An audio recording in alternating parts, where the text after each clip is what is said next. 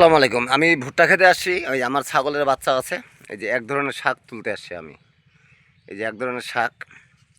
দেখা গেছে মানুষের পেটে যদি বাচ্চা থাকে তাহলে তাকে ছোট ছোট মুরগির বাচ্চা বা দেখা গেছে গরুর ঠ্যাং, ছাগলের ঠ্যাং এবং বিভিন্ন ধরনের খাবার শাক সবজি থেকে শুরু করে শিং মাছ, ট্যাংরা মাছ খাওয়ানো যায়।